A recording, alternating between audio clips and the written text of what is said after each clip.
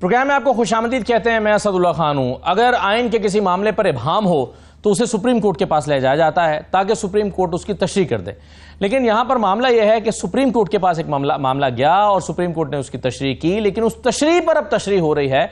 मुख्तलिफ सियासी जमातें अपने अपने अंदाज में उसकी इंटरप्रिटेशन कर रही हैं। सुप्रीम कोर्ट का एक फैसला आया है, उस पर नून लीग समझती है कि नहीं, ये फैसले में ये इबहम है, ये गलती है, ये फैसला यूं ठीक है, यूं ठीक नहीं है। तहरीक इंसाफ उसकी इंटरप्रिटेशन, फैसले की इंटरप्रिटेशन अपने अंदाज में कर रही है, इलेक्शन कमीशन अपने अंदाज में कर रहा है।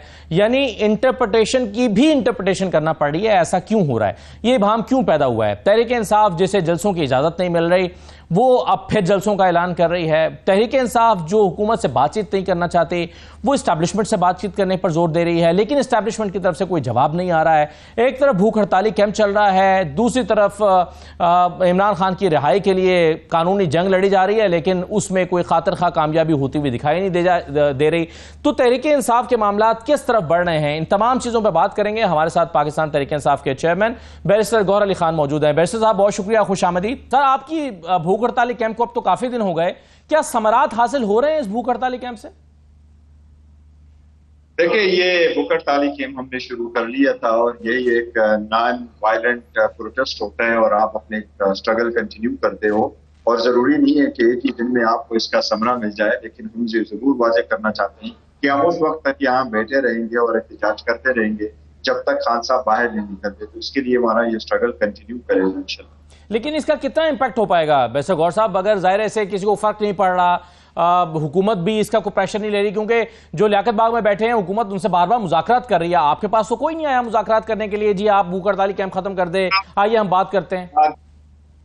इस पॉइंट पे मुज़ाकरात ये वो करे या ना करे, लेकिन हम सिर्फ यही बावर कराना चाह रहे हैं और यहाँ बैठे रहेंगे कि अपने कंडक्ट से हमारा ये एहतजाज जारी रहेगा उस वक्त तक जब तक खान साहब बाहर नहीं निकल आते, जो मर्जी हो जाए। और हम ये जो हमारा जो ये स्ट्रगल है, हम डाई डाउन नहीं होना चाहते। तो हम पार्लियामेंट के अंदर आवाज उठाएंगे, हम पार्लियामेंट के बाहर यहाँ बैठे हुए हैं, हम हंगर स्ट्राइक की सूरत में इसकी आवाज उठा रहे हैं, हम प्रोटेस्ट की सूरत में कर रहे हैं, हम रैली की सूरत में कर रहे हैं, हम एहतजाज की सूरत में कर रहे हैं, हम जलसों की सूरत में कर रहे हैं। इस वक्त जो लाकानूनीयत है, जो जबरी गुमशुदगियां हैं, इसके खिलाफ और नाइंसाफी हैं, इसके खिलाफ ये हमने आवाज उठाना है। और ये भी एहतजाज का एक तरीक़ाकार है और सारे पार्लियामेंटेरियन इसमें शिरकत करते हैं।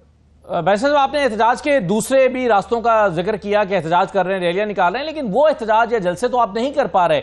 अगरचे आपने बार बार ऐलान किया कि इस दफा हमें इजाजत नहीं मिलेगी, फिर भी हम करेंगे। अब पिछली मरतबा जो था आपको इजाजत नहीं मिली, लेकिन आप नहीं कर सके, तहरीक इंसाफ जमात इस्लामी ने आकर धरना दे दिया, आप लोगों ने इसको पीर तक के लिए मुलतवी किया और फिर वो पीर को भी ना हो सका। बिल्कुल, ये खान साहब के जो इंस्ट्रक्शंस है उसके मुताबिक हम चल रहे हैं। और खान साहब की इंस्ट्रक्शंस यही थी कि अगर आपने इस्लामाबाद में जलसा करना है तो ज्यादा लोग इसमें आ जाएं और आप जलसा करें, लेकिन उसी के साथ करें। ये बात आप बिल्कुल सच कह रहे हैं, सही फरमा रहे हैं कि जो बाकी पार्टी से उनको तो इजाजत मिलती है और हमें इजाजत नहीं मिलती। लेकिन हम बार ये कह चुके हैं कि हम जलसा करेंगे इजाजत के साथ। अब हमने जलसा 5 तारीख को करना है, इंशाल्लाह बहुत बड़ा जलसा होगा सवाबी के मुकाम पे। पूरे पाकिस्तान से लोग आ जाएंगे। खान साहब के जेल जाने के 1 साल पूरा हो जाएगा और उसी दौरान खान साहब की किसी केस में इस वक्त कन्विक्शन नहीं है, उसके 1 साल पूरा होने को ये एहतजाज करेंगे। और इस्लामाबाद हाई कोर्ट में हमारी पिटीशन पेंडिंग है और अभी उसमें इंशाल्लाह ताला एक डेट मुतवक्की है 22 अगस्त या उसके मिलता जुलता डेट इंशाल्लाह ताला हमें मिलेगा। और इस अगस्त में ही सबसे बड़ा जलसा इंशाल्लाह ताला इस्लामाबाद में भी होगा। इस्लामाबाद में किस मकाम पर आप जलसा करना चाहते हैं? इस्लामाबाद में हमने 2-3 जगहों का इंतखाब किया था। एक तो ये कहा था कि जी हमें उस जगह दे दे, जो पार्क की जगह दे दे, परेड ग्राउंड की जगह दे दे, लेकिन अभी तक जगह का तयन नहीं हो सका। लेकिन जो एडमिनिस्ट्रेशन चाहेगी, जो 4 वेन्यू हमने दी उनमें से कोई भी वेन्यू हमें मिलेगी तो हम करेंगे। अच्छा, 22 अगस्त की इजाजत तो मिल गई है आपको मेरा ख्याल है जलसे की? देखिए, अभी वो कोशिश करेंगे इंशाल्लाह ताला। अगर 22 अगस्त को फाइनल होता है बिल्कुल करेंगे इंशाल्लाह जलसा। अच्छा, वैसे साहब ये बताएं कि अब आप कोई ग्रैंड अलायंस बनाने की बात कर रहे हैं, उमर अयूब साहब, असद कैसर साहब वगैरह कह रहे हैं कि हम अब अपने अलायंस को बड़ा करेंगे। कौन सी जमातें हैं जो अभी तक आपके अलायंस में शामिल नहीं थी जिनको आप ला रहे हैं? देखो, पहले जो हमारे साथ जमातें शामिल हो चुकी थी, उसके बाद तो हमारे साथ कोई जमात शामिल नहीं हुई है। पर मौलाना फजलुर्रहमान साहब के साथ हमारी बातचीत चल रही है और हमें उम्मीद ये जरूर है कि वो हमारे साथ आ जाएंगे। और हम सारे पॉलिटिकल पार्टीज को यही कह रहे हैं कि हमारा 2 पॉइंट एजेंडा है। एक, किसी भी वक्त में इलेक्शन जो है वो रिग ना हो। और दूसरी ये कि अदलिया इंडिपेंडेंट और अदलिया पे किसी भी इंटरनल एक्सटर्नल प्रेशर ना हो। इन 2 पॉइंट एजेंडा के लिए हम सबको साथ लेके जा रहे हैं और हम सबसे अपील कर रहे हैं कि वो आए और हमारे साथ शामिल हो और स्ट्रगल को पाकिस्तान की खातिर, डेमोक्रेसी की खातिर, अवाम की खातिर ये हम उनको आगे लेके जाएं। तो कोशिश करेंगे कि सारे हम ख्याल पार्टी हमारे साथ मिलें और इस स्ट्रगल में हमारे साथ शरीक हों। क्या JUI को हम ख्याल पार्टी अब कहा जा सकता है सर?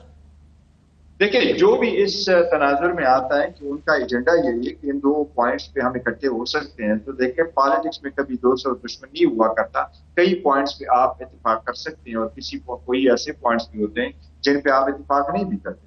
अगर इत्तेफाक हमारा हो सकता है इन 2 पॉइंट पे, तो हम आगे जा सकते हैं। और अगर ये 2 पॉइंट पे है तो वो हम ख्याल पार्टी है, क्योंकि सारे चाहते हैं कि डेमोक्रेसी हो। डेमोक्रेसी का मतलब है पार्लियामान मुस्तहकम हो, आजाद हो, सुप्रीम हो और इलेक्शन रिग्ड न हो, और इसके साथ साथ ये हो कि अदलिया जो है वो आजाद है। क्योंकि बड़ा अरसा हो गया असद साहब, ये अब होना ये चाहिए कि ये तासुर हमेशा हमेशा के लिए खत्म हो, और वो तासुर ये खत्म हो कि कोई एक आदमी या कोई एक इदारा या किसी एक इदारे का सरबराह वो पूरे सिस्टम पे हावी हो। ये नहीं होना चाहिए, चाहे वो कोई भी हो, चाहे वो चीफ जस्टिस हो, चाहे वो वजीर आजम हो, चाहे कोई भी हो। इसलिए होना ये चाहिए कि पाकिस्तान के जो कॉन्स्टिट्यूशन है उसके मुताबिक सारे अर्गन्स अपने हदूद में रहते हुए और अपनी फराइज अंजामदही करते हुए वो आगे बढ़े पाकिस्तान की खातिर और एक दूसरे को वो रीच ना करे। बेशक साहब, एक तरफ तो आप ये कह रहे हैं कि हर एक अपनी हुदूद में रहकर काम करे। अब जाहिर है आप फौज की भी अपनी एक हुदूद है, फौज का अपना एक काम भी है, इसमें कोई शक नहीं है, उनका रोल ऐसा नहीं है। और यही तो हम सारे कह रहे हैं कि देखो गैर सियासी होनी चाहिए, लेकिन ये जरूर कहा है कि कुछ कशीदगियां अगर बढ़ती हैं तो कशीदगियां कम करने के लिए खान साहब ने इस बात का अंदिया दिया कि यस, मुज़ाकरात होने चाहिए और मिस ट्रस्ट भी होना चाहिए। ये ट्रस्ट डेफिसिट नहीं होना चाहिए। पाकिस्तान तहरीक इंसाफ पाकिस्तान की सबसे बड़ी पॉलिटिकल पार्टी, उसके दरमियान और पाकिस्तान फौज के दरमियान कोई ऐसा खलीज नहीं होना चाहिए। तो इस बात को उन्होंने तस्करा किया था और इसी के तनाजुर में उन्होंने कहा है, और हमेशा से खान साहब कहते चले आए कि मुल्क भी हमारा है, फौज भी हमारी है। जो भी लोग इसको लड़ाने की कोशिश कर रहे हैं वो पाकिस्तान के दोस्त नहीं। आप क्या फौज को गैर सियासी मामलात में खुद लाना चाहते हैं? ये क्या दुरुस्त अमल होगा? नहीं, देखो, हम सियासत से अलग देखना चाहते हैं और किसी उनको लाना नहीं चाह रहे हैं। लेकिन अगर बेहतरीन एक पाकिस्तान में एक बहुत अहम रोल है इनका एक किरदार है और हमेशा से किरदार रहा है। तो इसलिए अगर कोई खलीज किसी पॉलिटिकल पार्टी में और एस्टेब्लिशमेंट के दरमियान आ जाता है, उसको कम करने के लिए जरूरी है कि कोई मुज़ाकरात हो। लेकिन अभी तक आपने, चूंकि ये अभी पहली मर्तबा तो बात नहीं हुई, बार बार आप कह रहे थे कि हम बात करेंगे तो एस्टैब्लिशमेंट से करेंगे, बात करेंगे तो उनसे करेंगे जो ताकतवर हैं, जो डिसीजन मेकिंग पावर्स रखते हैं। तो अब ये बताइए बैरिस्टर साहब कि आज तक जितनी आपने बार ये बात की है, कोई रिस्पॉन्स मिला है फौज की तरफ से? और अगर नहीं मिल रहा तो फिर बात को दोहराने का क्या मतलब होगा? नहीं, वो बात तो देखिए गिव अप तो नहीं कर सकते। हमारी एक ख्वाहिश है और ख्वाहिश का इजहार कर चुके हैं और ये हमने कहा है पाकिस्तान की खातिर, मुल्क की खातिर, जमहूरियत की खातिर और आगे बढ़ने की खातिर किया है। तो इसलिए ये तो बारहा कहा है, लेकिन सो फार कोई मुज़ाकरात नहीं हुए। और हम ये भी ऐलान कर चुके हैं कि अगर मुज़ाकरात हुए, किससे हुए और किस पॉइंट्स पे हुए, अगर कुछ हुए तो हम वो भी जरूर बताएंगे। इसलिए हमने कोई बैकडोर चैनल नहीं रखा हुआ। जो कुछ है वो पब्लिक। किस मौजू पर मुज़ाकरात होंगे? क्या नुक्ता होगा आपके मुज़ाकरात का? देखिए, अभी कोई चीज ऐसे नहीं है कि जो ऑन द टेबल ना हो, और ये भी हो कि उसका एक्सक्लूजन हुआ हो कि क्या TORs होंगे। एक मरतबा ये हो जाए आगे की तरफ अगर हम बढ़े तो फिर सबको पता चलेगा कि पाकिस्तान की तरक्की के लिए और ये जो तनाव है इसको खत्म करने के लिए जो भी चीज जरूरी होगी वो सब कुछ ऑन द टेबल होगा इंशाल्लाह। वैसे साहब, इस पर अता तारड़ साहब और बाकी लोग जो मिनिस्टर हैं वो मजाक उड़ा रहे हैं। ख्वाजा आसिफ साहब भी वो कह रहे हैं कि पहले आप कहते थे हम बातचीत नहीं करेंगे, अब आप कहते हैं प्लीज हमसे बात करो। वो कहते हैं कि जी अब आप तरले मिन्नतों पर उतर आए हैं। ये जो 2 साहिबान का आप जिक्र कर रहे हैं उनकी कोई भी स्टेटमेंट उठा ले वो पाकिस्तान दुश्मनी पे मबनी है। वो कोई भी ऐसी स्टेटमेंट नहीं देते जिससे पाकिस्तान बेहतरी की तरफ जाए, आगे की तरफ जाए, बेहतर हो। ये खुद इस जो करप्ट सिस्टम की बेनिफिशरी हैं, इनमें से 1-2 हैं।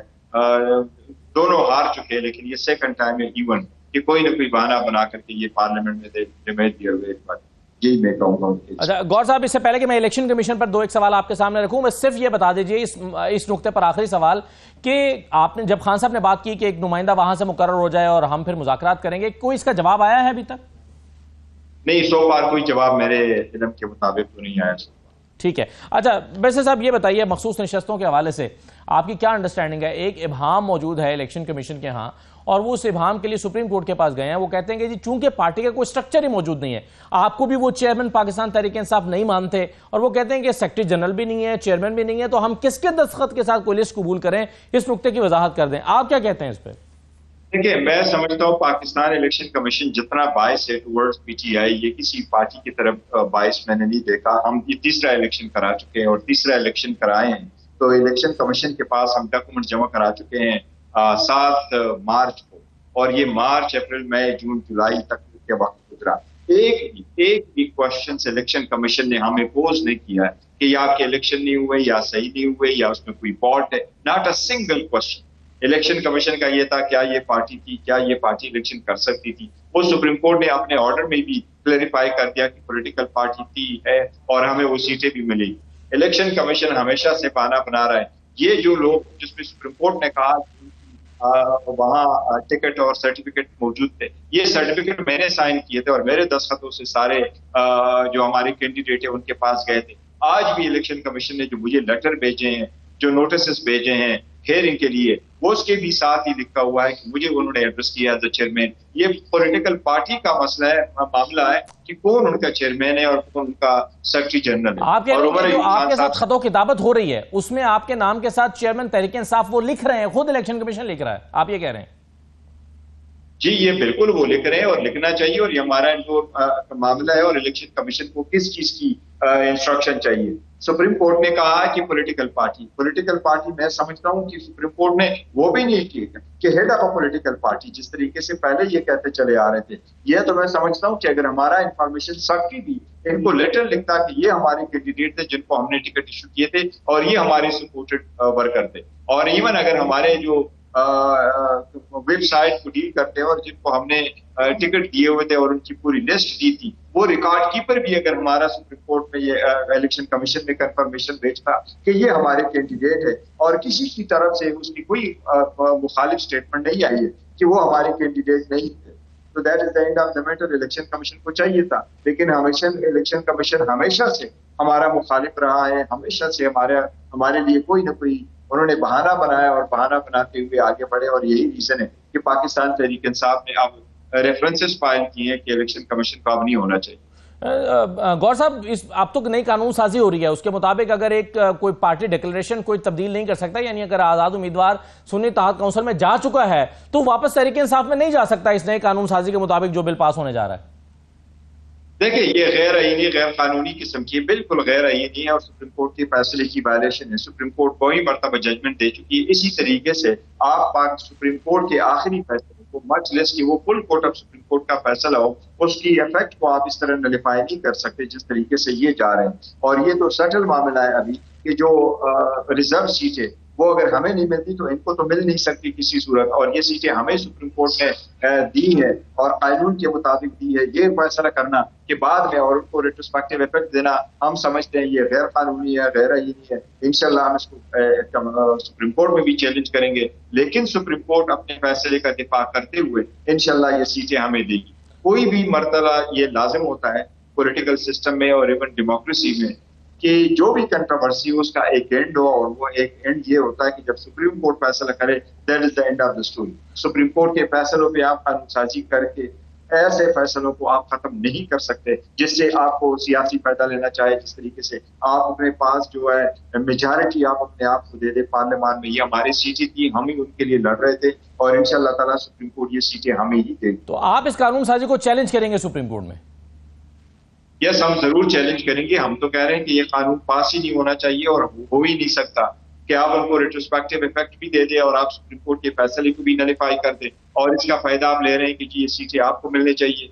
ये तो हर हुकूमत, फिर कोई भी फैसला, ये तो आप पार्टी के लिए फैसला आया, इसका मतलब है कि ये लोग और ये हुकूमत है जिस तरीके से पहले एनआरओ 2 लेके आए थे और 8000 केसेस खत्म करवाए थे, और 8000 केसेस खत्म करा के फिर सुप्रीम कोर्ट भेजा। सुप्रीम कोर्ट ने यही फैसला कर लिया कि आप जजमेंट को इसी अंदाज से खत्म नहीं कर सकते थे जिस तरीके से आप लोगों ने एनआरओ कर दिया। ये एनआरओ 2 लेके आ रहे हैं अपने लिए, और ये एनआरओ 2 इंशाल्लाह ताला सुप्रीम कोर्ट खत्म करेगा। गौर साहब, ये तो बात की बहस है ना कि आपको मखसूस नशिस्तें आपको मिलनी चाहिए, उन्हें मिलनी चाहिए। पहली बहस तो ये कि अब तहरीक इंसाफ सुप्रीम कोर्ट के फैसले की रोशनी में पार्लिमानी पार्टी अब बन सकती है कि नहीं बन सकती। अगर ये कानून साजी हो जाती है, सुप्रीम कोर्ट का फैसला अपनी जगह पर मौजूद है लेकिन नई कानून साजी हो जाएगी, तो पहला सवाल तो ये पैदा होगा कि आप अपने पीटीआई के प्लेटफॉर्म पर जा सकेंगे या नहीं?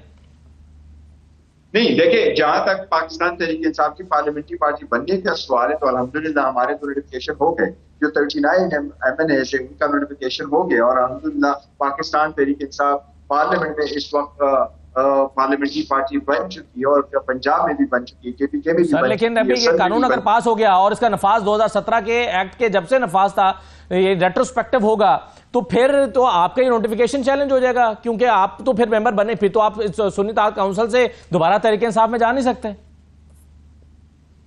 नहीं, वो तहरीक इंसाफ में तो हम थे भी और है भी और रहे भी थे। और सुप्रीम कोर्ट ने, देखो, जो सुप्रीम कोर्ट का फैसला अभी डिटेल रीजन आएगी इंशाल्लाह, उसमें सब कुछ मौजूद होगा। सुप्रीम कोर्ट ने ये कहा कि ये पाकिस्तान तहरीक इंसाफ के ही कैंडिडेट्स थे और उनको अगर निशान मिलना था तो पाकिस्तान तहरीक इंसाफ का निशान मिलना था। वो निशान इसलिए नहीं मिला कि एक गलत फैसले की वजह से वो निशान लिया गया, लेकिन ये लोग कंटिन्यू करते हैं कि ये पाकिस्तान तहरीक इंसाफ के कैंडिडेट थे।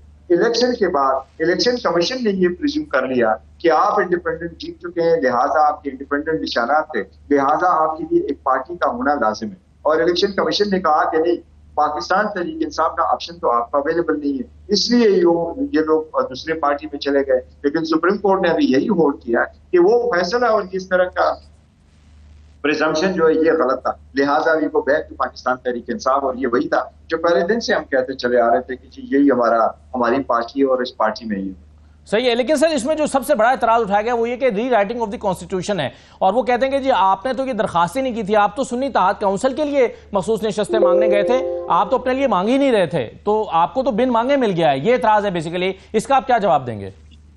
ऐसी बात नहीं है। वो देखो, सुन्नी इत्तेहाद और पाकिस्तान तहरीक इंसाफ एक ही पार्टी थी, लेकिन सुप्रीम कोर्ट के सामने एक क्वेश्चन जब आ जाता है, सुप्रीम कोर्ट पहला court, last court, court of last resort है और कंप्लीट जस्टिस करता है। और सुप्रीम कोर्ट ने इस तनाजुर में ये फैसला कर लिया कि ये फैसला गलत है कि आप कहें ये इंडिपेंडेंट, तो कानून की तशरीह इस तरह की गई कि ये इंडिपेंडेंट कैंडिडेट नहीं थे, ये पार्टी के कैंडिडेट थे। और पार्टी के कैंडिडेट होते हुए वो जो सेकंड वाला पोर्शन था वो सुप्रीम कोर्ट ने खत्म कर दिया कि इसी वजह से गलती हुई है कि इनको इलेक्शन कमीशन ने ये गलती करने के निशान ये लाट करवाया पॉलिटिकल पार्टी को, और ये एज्यूम किया गया कि पॉलिटिकल पार्टी एग्जिस्ट नहीं कर रही है, इसलिए ये हम रिवर्स करते हैं। तो जब वो रिवर्स ऑटोमेटिकली हम अपने पार्टी के रहे। सर वैसे साहब क्या होगा अगर सुप्रीम कोर्ट का फैसला इंप्लीमेंट नहीं होगा? हमने उमरता बंजाल साहब का भी देखा था, उन्होंने इलेक्शंस का बार बार ऑर्डर किया, इंप्लीमेंट नहीं हुआ, कुछ भी नहीं हुआ था। अगर हुकूमत ये ठान लेती है कि हमने फैसला इंप्लीमेंट नहीं होने देना, क्या होगा फिर?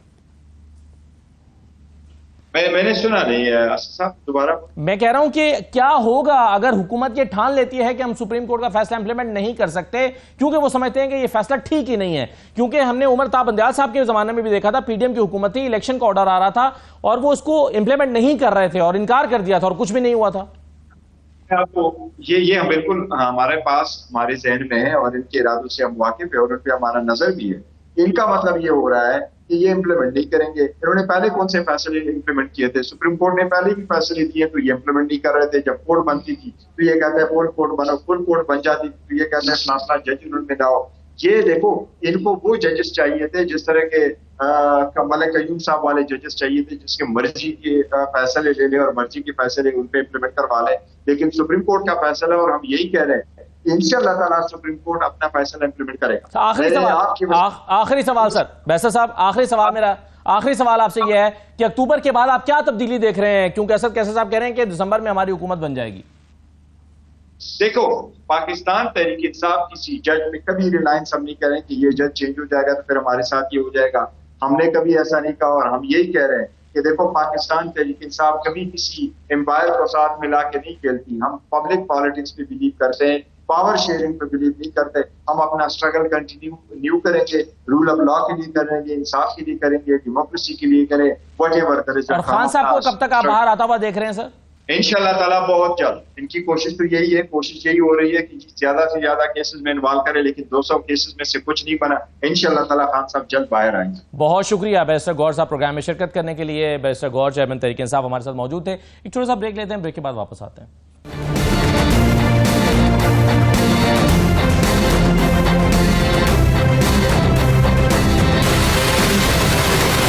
इसके बाद आपको दोबारा खुशामदीद कहते हैं। सुप्रीम कोर्ट के फैसले आने के बाद जो तजवीज़ की गई कानून साजी है, उस पर एक तरफ तो सियासी जमातों में बेचैनी पाई जाती है, दूसरी तरफ एक महाजराई या कशमकश की फजा भी पैदा हो रही है। इन तमाम उमूर पर बात करेंगे। हमारे साथ अहमद बिलाल महबूब साहब मौजूद हैं। बहुत शुक्रिया अहमद बिलाल महबूब साहब। सर ये बताइए कि पार्लियामान सुप्रीम कोर्ट की तरफ से आने वाले फैसलों के बाद जो कानून साजी का अपना हक इस्तेमाल कर रही है, वो मौजूदा हालात में सही दिखाई देता है, या ये लगता है कि अपने हक का सही इस्तेमाल कर रहा है पार्लियामान? बहुत शुक्रिया। देखिए, ये जब बात हो रही थी सुप्रीम कोर्ट पे, उस वक्त सुप्रीम कोर्ट के जजों में भी दो स्कूल ऑफ थॉट नजर आ रहे थे। एक वो था जो ये कह रहा था कि हमें तकनीकी निकात से ऊपर उठ के एक मुकम्मल इंसाफ करना चाहिए और हमें एक इसकी वसी तनाजुर में इंटरप्रिटेशन करनी चाहिए, और एक जजों का ग्रुप था जो ये कहता था कि नहीं, हमें कानून और आइन के अंदर जो अल्फाज दिए हुए हैं उनके मुताबिक फैसला करना चाहिए। तो बिलाखिर जो फैसला आया उसमें वो ग्रुप मेजॉरिटी भी था जो ये चाहता था कि नहीं, हम टेक्निकलिटीज से उठ के इंसाफ करें, इंसाफ की यानी कानून की स्पिरिट के मुताबिक फैसला करें। तो वो फैसला हो गया। लेकिन अब ये जो फैसला था, ये पार्लियामान के अंदर जो लोग हैं उनके अंदर एक बड़ी तादाद ये महसूस करती है कि नहीं, फैसला कानून के मुताबिक ही होना चाहिए था, उसकी स्पिरिट सिर्फ काफी नहीं है, लेटर भी इम्पोर्टेंट है। तो ये दो तरह से एक महाजराई की कैफियत है।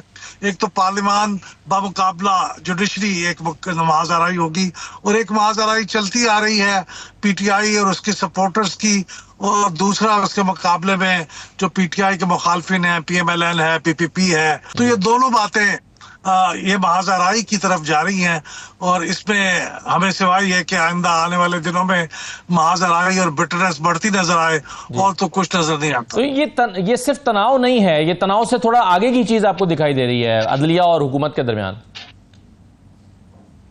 जी, ये तनाव है, और तनाव के बाद की जो सूरत हाल होती है वो कॉन्स्टिट्यूशनल ब्रेकडाउन भी हो सकता है, अनफॉर्चुनेटली। क्योंकि देखिए, अगर आइन के तहत दिए गए दो इदारे अब एक दूसरे के मुकाबले खड़े हो जाएं और पार्लियामेंट ये कहे कि हम सुप्रीम कोर्ट की बात नहीं मानते, और सुप्रीम कोर्ट ये कहे कि हम पार्लियामेंट के दिए हुए कानून को वॉइड करार दे देते हैं, तो इसका मतलब तो ये हुआ ना कि ये आइन की जो मेल्ट डाउन है, या उसकी यूं समझिए कि वो आइन इस वक्त डिसफंक्शनल होने के करीब है, वैसी कैफियत पैदा हो जाएगी। तो ये सही है कि ये सिर्फ तनाव नहीं है, ये प्रैक्टिकली एक रियासत को कमजोर करने की तरफ जाता हुआ कदम है। आपके ख्याल में ये कदम किसने उठाया है, और हुकूमत क्या इसे रोक सकती है? मेरे ख्याल में सुप्रीम कोर्ट भी मेहरबानी फरमाती। मैं बस जाती तौर पर सुप्रीम कोर्ट के फैसले के हक में हूँ, मैं इस बात के हक में था और हूँ कि टेक्निकलिटी से ऊपर उठ के इंसाफ कर देना चाहिए था, स्पिरिट को ख्याल में रखना चाहिए था। क्योंकि वो लोग जो जीते थे वो दरहकीकत पीटीआई के लोग ही थे, पीटीआई के सपोर्टेड आजाद लोग थे। वो आजाद इसलिए थे कि उनको सिंबल नहीं मिला था, और बकौल फैसले के वो सुप्रीम कोर्ट के फैसले के इलेक्शन कमीशन ने उसकी इंटरप्रिटेशन सही नहीं की थी। वो बहरहाल इख्तलाफी बात है, लेकिन सुप्रीम कोर्ट मेहरबानी करती अगर, तो वो ये फैसला शॉर्ट ऑर्डर देने के बाद तातीलात पे ना चली जाती, और इस फैसले का तफसीली फैसला भी जारी कर देती, और जो रिव्यू पिटीशन है उसका भी फैसला कर देती। महीना बाद आगे बढ़ जाती तो वो अपनी तातीलात को रीशेड्यूल कर लेते, तो कौम ये लटकी ना रहती। और फिर ये जो इस वक्त जो फिजा पैदा हो रही है इस खला के अंदर, फिर कानून साजी भी हो रही है और उसके बारे में सवालात भी उठ रहे हैं, तो वो ना उठते। लेकिन वो सुप्रीम कोर्ट ने ऐसा किया सही है। मगर सर, हुकूमत का अहमद बिलाल महबूब साहब ये कहना कि जी ये फैसला ही ठीक नहीं है सुप्रीम कोर्ट का, चूंकि ये फैसला ठीक नहीं है तो इसलिए इसको कैसे इंप्लीमेंट किया जा सकता है? सुप्रीम जाहिर हुकूमत के पास होगी एक रास्ता, वो रिव्यू में चले जाएं, जो कि वो चले गए हैं। लेकिन क्या एक तशरीह जो सुप्रीम कोर्ट ने की है उसकी तशरीह को हुकूमत खुद तशरीह कर सकती है उसकी इस अंदाज में? देखिए, ये तशरीह नहीं है, ये तो कानून साजी है। एक लिहाज से तशरीह भी कह सकते हैं कि वो कवानीन जो पहले से मौजूद थे उनको मजीद उन्होंने तगड़ा कर दिया है, रीइंफोर्स कर दिया है। और अब ये कह दिया है कि इस कानून के ऊपर बावजूद इसके कि सुप्रीम कोर्ट का कोई फैसला आ जाए, यही कानून होगा, वो लागू होगा। तो अब ये एक ऐसा सवाल है जिसका मेरे जैसा आदमी तो एक हतमी तौर पे जवाब नहीं दे सकता। ये बहुत गहरा कानूनी सवाल है कि क्या ऐसा हो सकता है, क्या कानून साजी के जरिए सुप्रीम कोर्ट के फैसले को आप न्यूट्रलाइज कर सकते हैं, और ऐसा हो सकता है या नहीं हो सकता? अगर अहमद बिलाल साहब आप ये समझ नहीं पा रहे हैं तो जाहिर आम आदमी भी समझ नहीं पा रहा, तो फिर इसका फैसला भी क्या सुप्रीम कोर्ट ही करेगी कि ये हो सकती है कानून साजी या नहीं? करना तो सुप्रीम कोर्ट को ही चाहिए। जाहिर है हतमी फैसले सुप्रीम कोर्ट के यहाँ ही होते हैं। माजी में भी देखिए ना, आप आर्टिकल 63A के बारे में सुप्रीम कोर्ट का बड़ा मुतनाज़े फैसला आया था। उन्होंने रीराइटिंग ऑफ द कॉन्स्टिट्यूशन कर डाला था, लेकिन इसके बावजूद उस पर अमल तो हुआ। उसके नतीजे में जो PMLN की गवर्नमेंट थी पंजाब में, वो खत्म हुई और दूसरी गवर्नमेंट आई। तो इसलिए मुहज़्ज़ब मुल्कों में सुप्रीम कोर्ट के फैसले तो हतमी होते हैं, लेकिन सुप्रीम कोर्ट भी मेहरबानी फरमाती है कि वो छुट्टियों से ज्यादा अपने इंसाफ को ज्यादा अहमियत देती है। सही है। आपने कॉन्स्टिट्यूशन मेल्टडाउन या ब्रेकडाउन का जिक्र किया, ख्वाजा आसिफ भी पिछले दिनों ये इस्तेलाह इस्तेमाल कर चुके हैं। इससे अहमद साहब क्या मुराद क्या होती है? जब कॉन्स्टिट्यूशनल मेल्टडाउन होता है तो फिर क्या होता है? फिर अनार्की होती है। फिर मतलब यह है कि कॉन्स्टिट्यूशन के ऊपर अमल हो रहा है। जो अदालत कह रही है वो हुक्म भी नहीं माना जा रहा, और अदालत कह रही है कि नहीं आपका कानून ठीक नहीं है, और पार्लियामेंट कह रही है कानून हमारा ही ठीक है, हमारा ही हक है कानून बनाने का। तो इसमें फिर जो इदारे हैं जिन्होंने उस कानून पे फैसलों पे अमल करना होता है, तो वो फिर एक छशोपंज में पड़ जाते हैं, वो डिसफंक्शनल हो जाते हैं, वो अमल नहीं कर पाते कि किसकी बात माने। अगर हुकूमत की बात माने तो तौहीन अदालत होती है, और अगर सुप्रीम कोर्ट की बात माने तो फिर वो हुकूमत जो है वो उनके ऊपर एक्शन ले सकती है। तो ये एक ऐसी कैफियत है जिसमें खलफिशार पैदा हो सकता है। तो ये बड़ी खतरनाक कैफियत है। इस पे खुद जुडिशरी को और हुकूमत को, पार्लियामेंट को, दोनों को इस पे गौर करना चाहिए। पहले ही हमारे मुल्क के हालात कोई इतने अच्छे तो नहीं है कि एक मजीद खलफिशार पैदा कर दिया जाए। अहमद साहब, तहरीक-ए-इंसाफ अक्टूबर के बाद का जो मंजरनामा है सुप्रीम कोर्ट का, उससे कुछ तवक्कुआत वाबस्ता किए हुए है, और वो कह रहे हैं कि नवंबर दिसंबर के बाद हमारा मैंडेट हमें वापस मिल जाएगा और उनको लगता है कि चीज़ें बेहतर हो जाएंगी। क्या ये तवक्को बांधना कि अक्टूबर के बाद उनके हक में चीज़ें होने लगेंगी, ये हकीकत पसंदी के करीब लगता है आपको? देखिए, जो मैं समझाऊं, ये बात तो बहुत ही गैर माकूल होगी कि अगर आप कहें कि काजी फायज ईसा साहब तो PTI के खिलाफ ही फैसला देंगे, और मंसूर अली शाह साहब जब आ जाएंगे तो वो PTI के हक में ही फैसला देंगे। मैं इन दोनों जजों से, बावजूद इसके कि उनके फैसलों से कभी आप इख्तलाफ भी करते हैं, मैं दोनों को इतना अपराइट समझता हूँ कि वो जो भी फैसले करेंगे वो इंसाफ के मुताबिक होंगे, चाहे वो PTI के हक में हो या मुस्लिम लीग के हक में हो या उसके खिलाफ हो।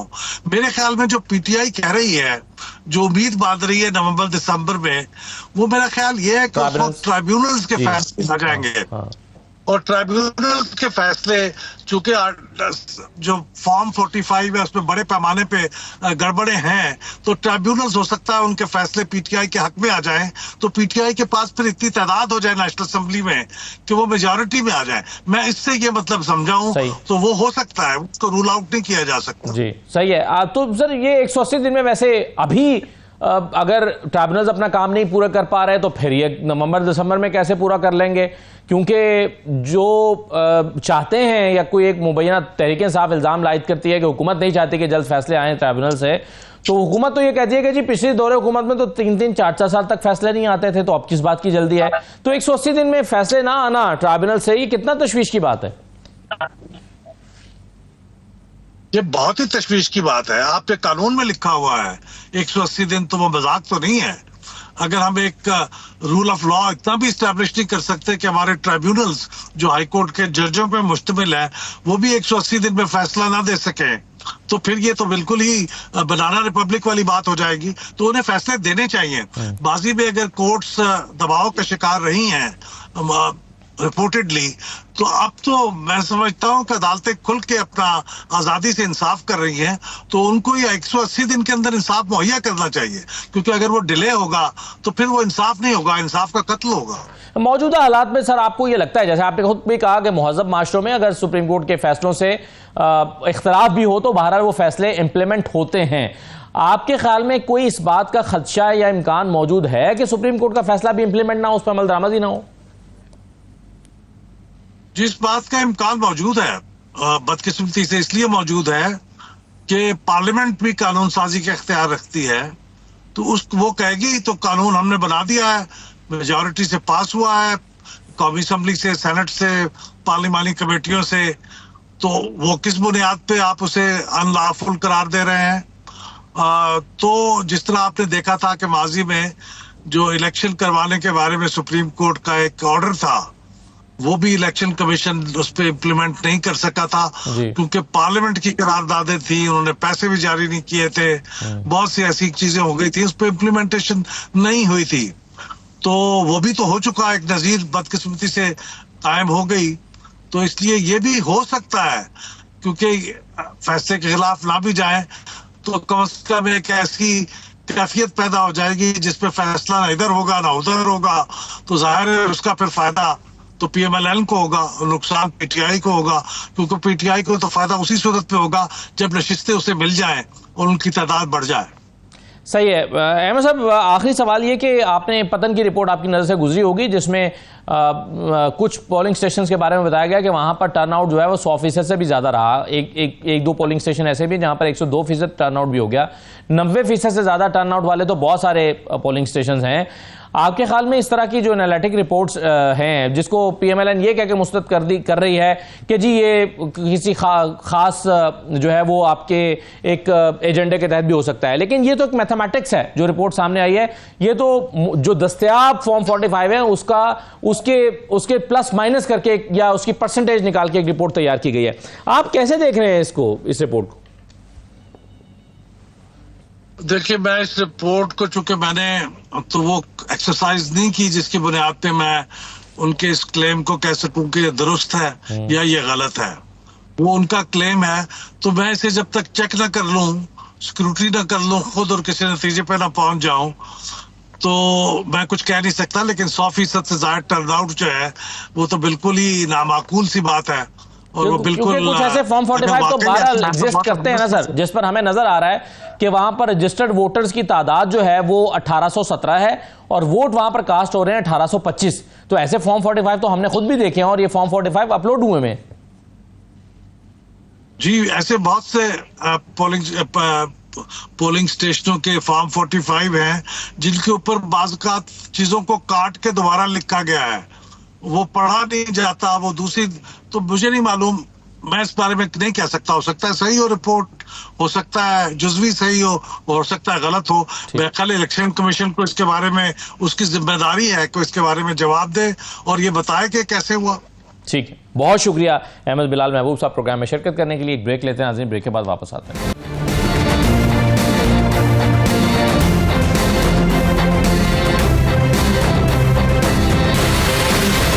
ब्रेक के बाद दोबारा खुशामदीद। पिछले कुछ दिन में बिजली के बिलों में हाल जो इजाफा हुआ है, बेइंतहा इजाफा हुआ है और महंगाई में इजाफा हुआ है, उसके बाद खुदकुशियों के वाक़यात रिपोर्ट हो रहे हैं तवातुर के साथ, लड़ाई झगड़े के वाक़यात रिपोर्ट हो रहे हैं, कत्लो गारत गरी के वाक़यात रिपोर्ट हो रहे हैं।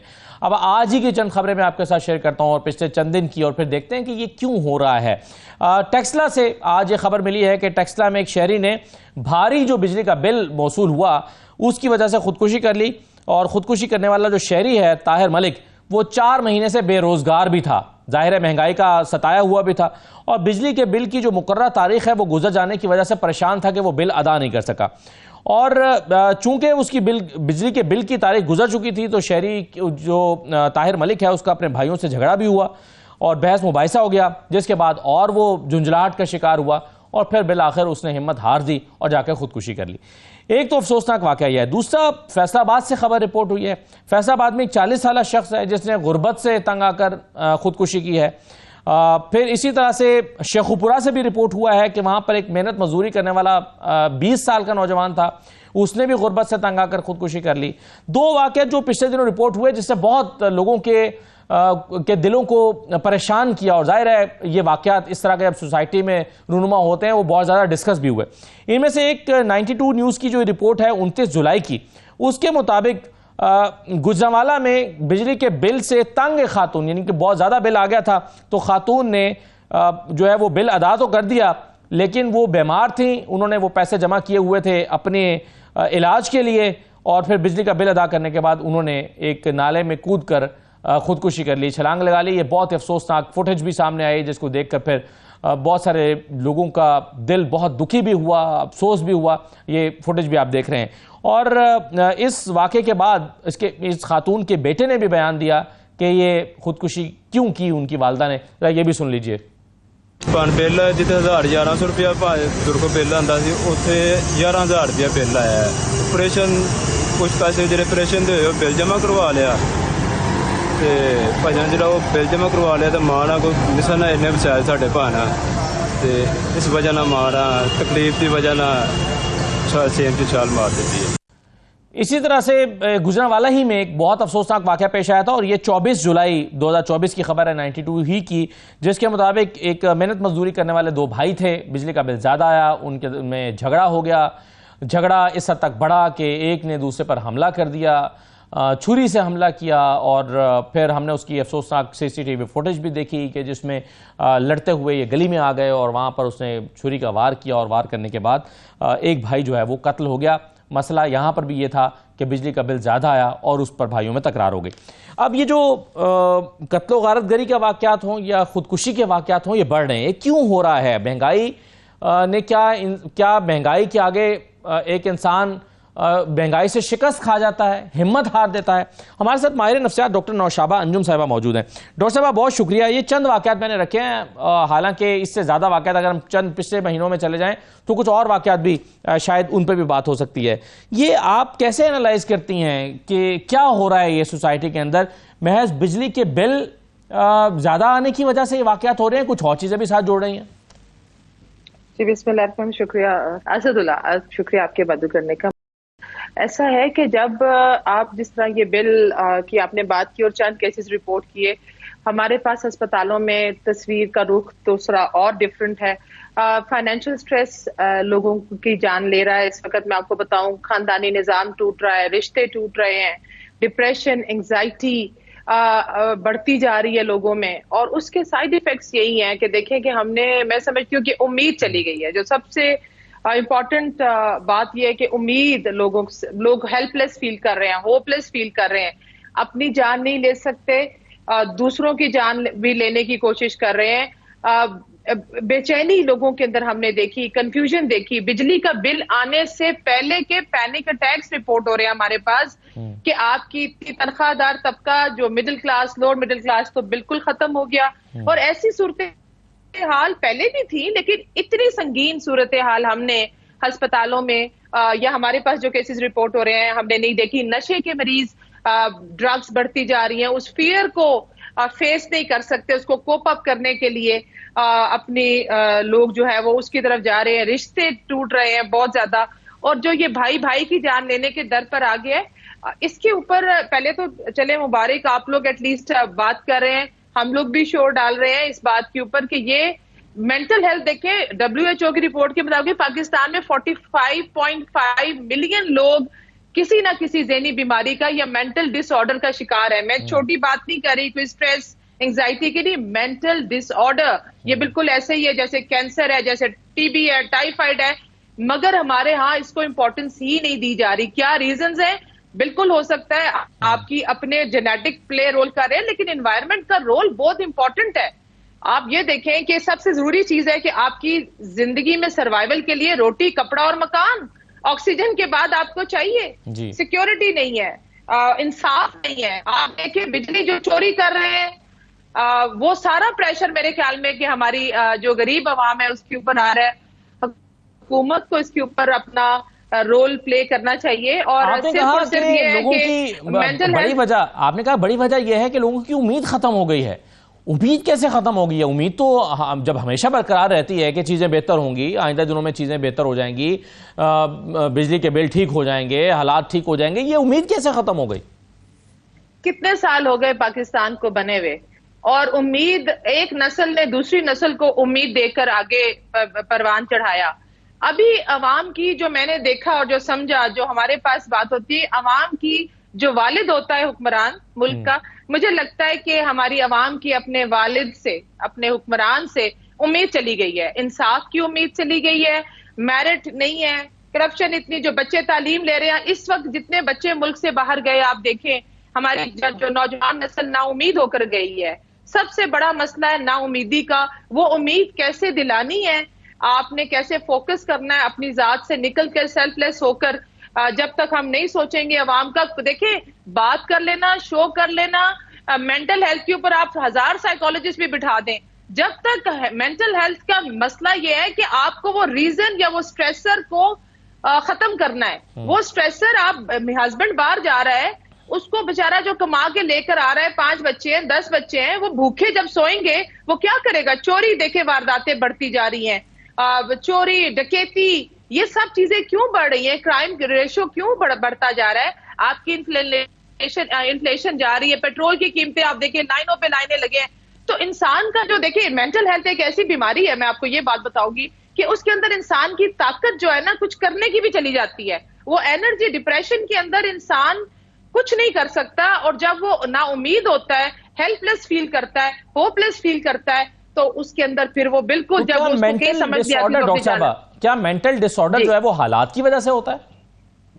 देखिए मैंने आपसे कहा कि इसके रीजन जेनेटिक है, ये bio psycho and social model के ऊपर काम करता है। ये बढ़ता जा रहा है, लेकिन जितना अब बढ़ा है इतना इससे पहले नहीं था। ये मैं आपको फरवरी 2024 की WHO का रेशो बता रही हूँ। 45.5 मिलियन लोग पाकिस्तान में मेंटल डिसऑर्डर का शिकार हैं। उसमें बहुत सारी वजूहात है, एक ये वजह नहीं, मगर मेन इशू जो इस वक्त आ रहा है वो यही है कि हमारे रिश्ते क्यों टूट रहे हैं, ड्रग्स का इस्तेमाल पाकिस्तान में खासकर हमारी यूथ में क्यों बढ़ रहा है, वो ये सब चीजें को रिलेट करते हैं। जब तक हम ट्रीटमेंट एक होलिस्टिक नहीं करेंगे, देखें हम लोगों को नींद की गोलियों पर नहीं डाल सकते कि आप जाएं और सो जाएं, या हम थेरेपी करेंगे, उनको ठीक करके भेज भी देंगे। सपोज एनवायरमेंट में जाएगा, सुबह वो जाएगा, घर जाएगा, बच्चों को भूखा देखेगा, मियां बीवी की लड़ाई झगड़े बढ़ रहे हैं, एक दूसरे की जान लेने के दर के ऊपर आ गए हैं। तो हमारी ये रिक्वेस्ट है खुदारा कि मिलकर कलेक्टिव वेंचर से काम करें। एंजाइटी, डिप्रेशन, जो साइकियाट्रिक इश्यूज है वो तो अपनी जगह है ही है, मगर उसकी रीजन का फाइंड आउट करने के लिए हमें मिलकर काम करना होगा। मेंटल हेल्थ अवेयरनेस के ऊपर मजीद प्रोग्राम्स करेंगे। मेरे एक जेन में सवाल ये पैदा हो रहा है कि जब मुश्किल हालात आते हैं, मसलन कोई अगर नौकरी करता है और उसका उस नौकरी में गुजारा नहीं हो रहा, तो हम देखते हैं कि लोग 2 नौकरियां करते हैं, ज़्यादा जॉब्स करते हैं, या अगर कोई बेरोजगारी है तो फिर कोई जॉब ढूंढने की कोशिश करते हैं, मजदूरी करते हैं, कुछ करते हैं। लेकिन वो क्या लम्हा होता है कि जब इंसान अपनी जान लेने का फैसला कर लेता है और वो कहता है कि मैं खुदकुशी कर लूं, अपने आप को मार ही लूं, ये इंतहाई कदम वो किस हालत में उठाता है? वो दूसरे जो ऑप्शन मौजूद हैं, क्या उसको वो ट्राई नहीं कर रहे, या वो करने के बाद खुदकुशी की तरफ बढ़ते हैं? देखिए हमारा जो ये मैं आपको अभी 2 दिन पहले मेरा अपना एक क्लाइंट था जिन्होंने मुझे मेरे से ट्रीटमेंट करवाया था और अपनी जान ले ली इसी बात पर कि एक मजदूर तबका है, लोअर तबके का क्लाइंट है मेरा था एक। अब वो क्या होगा, 1000-2000 उनकी तनख्वाह होगी, आपके बिजली का बिल जो डेली क्या उनके होगा, एक मजदूर का कभी मजदूरी मिली ना मिली, 1000 मिला, हम ये कर सकते हैं कि अपने सेशन छोड़ दें। 10,000 से 15,000 एक कमरे का, एक बिजली के बल्ब का बिल आ रहा है एक मजदूर तबके के लिए। अब वो क्या करेगा, सेल्फ कंट्रोल चला जाता है।